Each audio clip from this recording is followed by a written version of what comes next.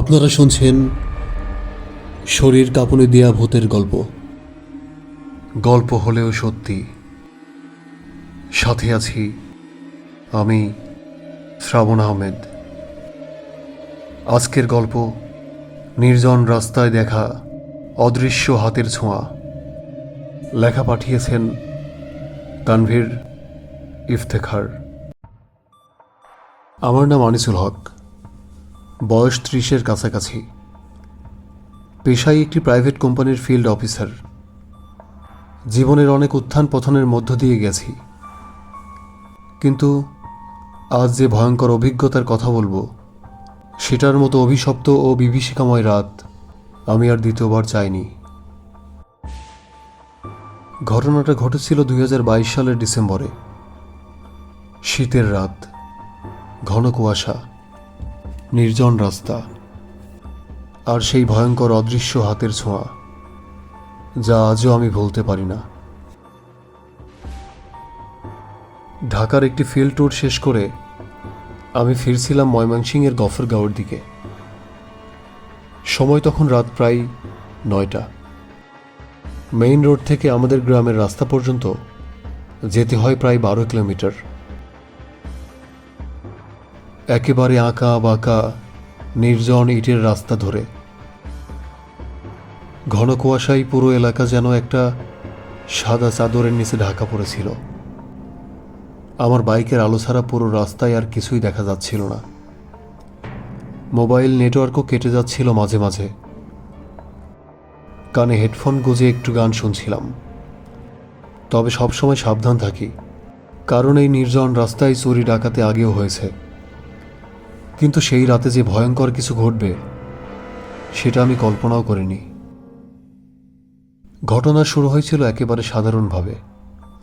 রাস্তার পাশে একটা বড় পুরনো শিমুল গাছ আছে, যার পাশে একটা ছোট্ট পরিত্যক্ত ছাউনি আছে। বলা হয় এই ছাউনিটাতে একসময় এক বৃদ্ধ থাকতেন, যিনি হঠাৎ একদিন নিখোঁজ হয়ে যান। আমি গাছটার পাশে এসে পৌঁছতেই বাইকের গতি অটোমেটিকভাবে কমে গেল। হঠাৎ একটা ঠান্ডা অনুভূতি, সাথে সাথে বাইক একটু কেঁপে উঠল। আমি ভাবলাম হয়তো কুয়াশা বা ঠান্ডা বাতাসের জন্য হচ্ছে।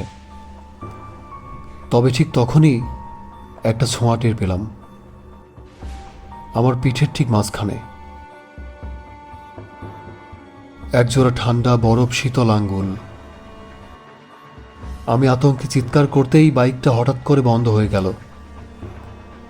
ঘড়ির কাঁটা তখন 9:37। আশেপাশে কেউ নেই।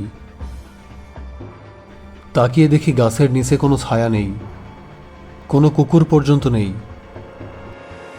হঠাৎ আবার একটি স্পর্শ, এবার ডান কাঁধে। আমি ঘুরে তাকালাম, কেউ নেই। আমার শ্বাস বন্ধ হয়ে আসছিল। যখন বুঝলাম এখানে কিছু একটা আছে, যেটা আছে সেটা দেখা যায় না, কিন্তু সেটা আছে। আমি আর বাইক স্টার্ট করতে পারছিলাম না। বাধ্য হয়ে হেঁটে এগোতে শুরু করলাম। 5 মিনিট হাঁটার পর শুনতে পেলাম পেছন থেকে আসা পায়ের শব্দ, খুব স্পষ্ট। কেউ আমার পেছনে পা টেনে টেনে হাঁটছে। কিন্তু আমি যতবার ঘুরে তাকাই, কেউ নেই।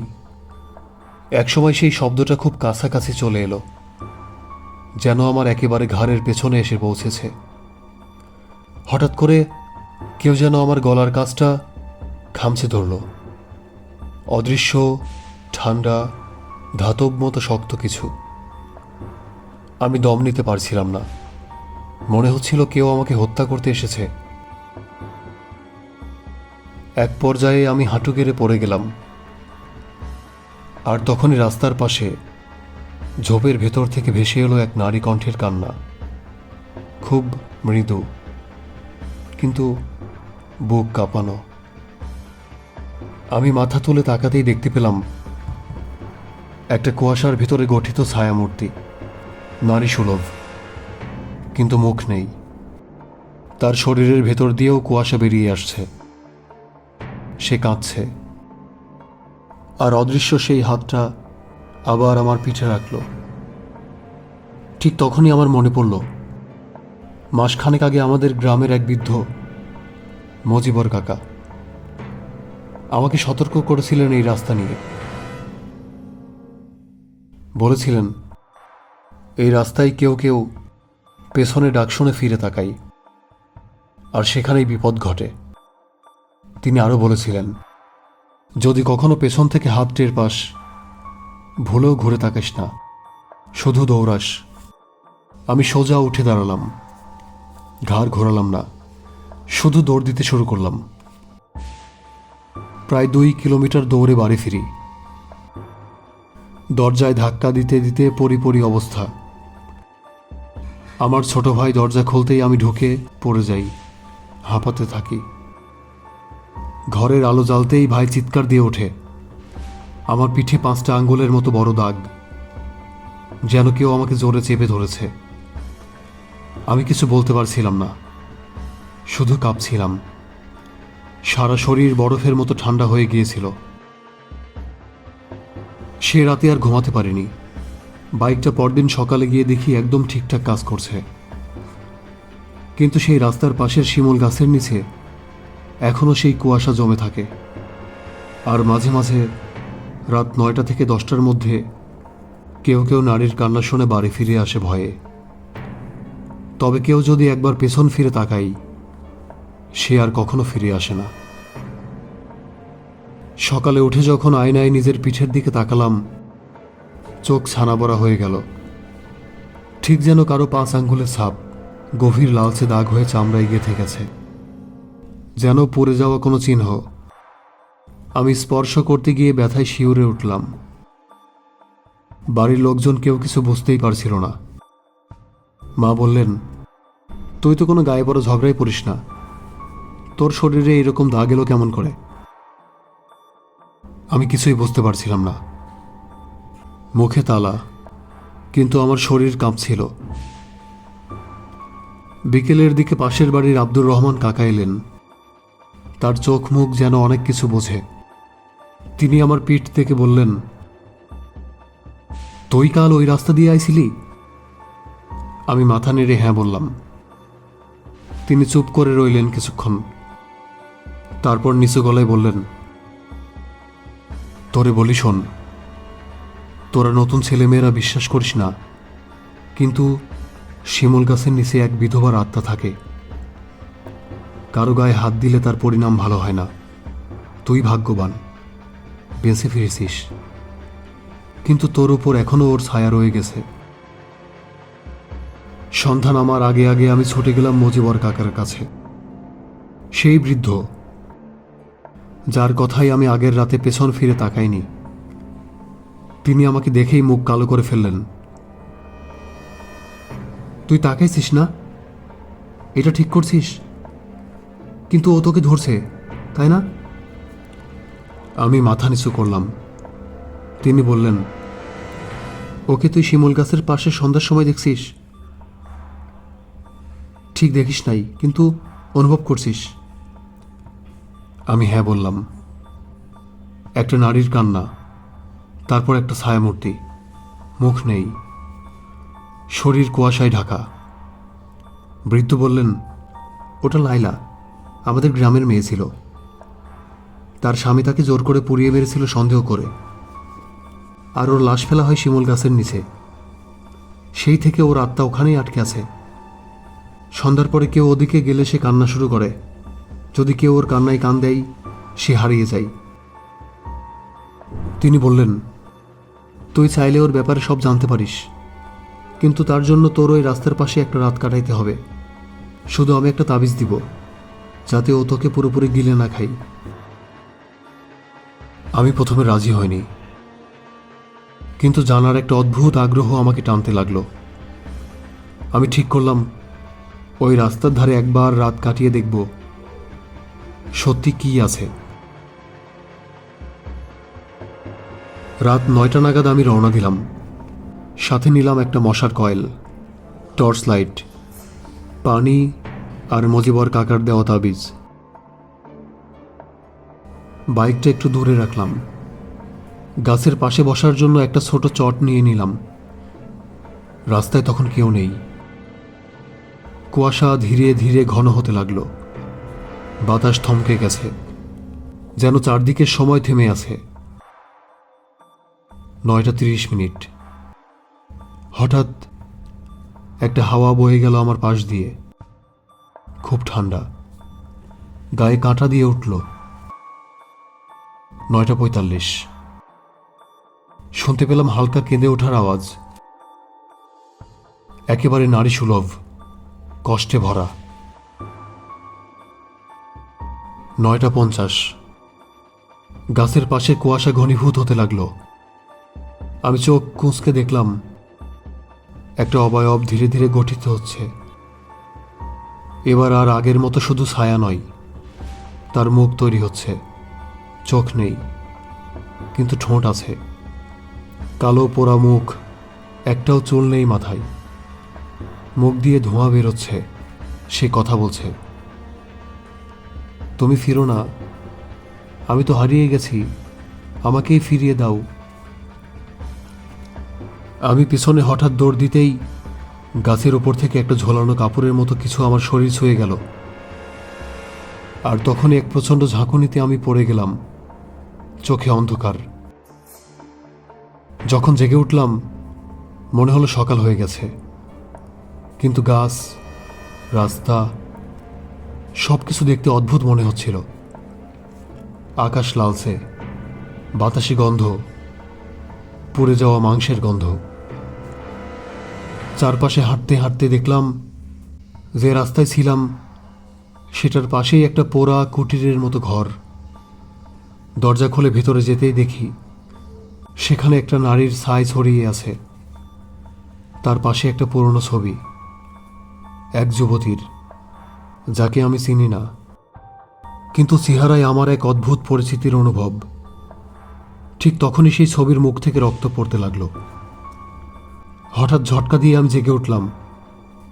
আমি আবার সেই গাছের পাশে, শরীরে ঘাম, চারদিক অন্ধকার।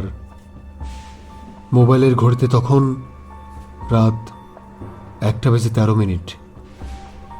আমি উঠে দাঁড়িয়ে হাঁপাতে হাঁপাতে বাইকের দিকে ছুটলাম, কিন্তু বাইকটা আবার কাজ করছিল না। তখনই শুনতে পেলাম পেছন থেকে কারো ছুটে আসার শব্দ, কিন্তু এবার আর পেছনে তাকাইনি। পরদিন সকালে মজিবর কাকার কাছে গেলাম সেই পোড়া ঘরটার কথা বলতে। তিনি চুপ করে বললেন, তুই যেটা দেখেছিস সেটা সত্য। ওই ঘরটা আসলে 1983 সালে পড়ে যায়, আর সেখানেই মারা যায় লায়লা। কিন্তু গ্রামের কেউ বলে না সেই গল্প, কারণ যে বলে তার পরিণতি ভালো হয় না। আমি বললাম, কিন্তু আমি তো বলছি এখন। তিনি আমার দিকে তাকিয়ে বললেন, তাই তো ভাবছি তোর কথা বলাটা যেন শেষ না হয়ে যায়। সেদিন সকালে আমি আবার গেলাম মজিবর কাকার কাছে, কিন্তু এবার তিনি আগের মতো ছিলেন না। তার মুখ কেমন যেন বিবর্ণ, চোখে অদ্ভুত দৃষ্টি। আমি বললাম, কাল রাতে আমি একটা পোড়া ঘর দেখেছি, আপনিও বললেন সেটা সত্যিই আছে, কিন্তু ওই ছবির মেয়েটা কে? তিনি আমার দিকে চেয়ে বললেন, ওটা লাইলার বোন, রোমানা। কেউ জানে না, কিন্তু আমি জানি। লাইলা একা মরে নাই, রোমানা আগুন ধরিয়ে পালিয়ে গেছিল, পরেও নিজেই আত্মহত্যা করে। আমি আঁতকে উঠলাম। তিনি বললেন, তুই যে ঘরে ঢুকছিলি সেটা তো বাস্তবে আর দাঁড়িয়ে নেই, সেটার ধ্বংসাবশেষও নেই, কিন্তু যে দেখে সে সেই আগুনে ধ্বংসে ফিরে যায়। সন্ধ্যায় আমার শরীরে জ্বর আসে, কিন্তু সাধারণ জ্বর নয়। আমার ঘাড় থেকে কাঁধ পর্যন্ত অদ্ভুতভাবে ফোলা, লালচে। ঘরের আলো নিভে উঠছিল, কেমন যেন অস্থির লাগছিল সব কিছু। হঠাৎ আয়নায় দেখি আমার চোখ দুটি ধীরে ধীরে গাঢ় লাল হয়ে যাচ্ছে। কানে একটা গুঞ্জন শোনা যাচ্ছিল, যেন কেউ বলছে, তোমাকেই ফিরিয়ে আনতে হবে, আমাকে খুঁজে দাও। আমি ভয়ে ছটফট করতে লাগলাম। মায়ের ডাক শুনে হুঁশ ফিরল। মা বলল, তুই আয়নার সামনে দাঁড়িয়ে কাঁদছিলি? চোখে এমন রক্ত কেন?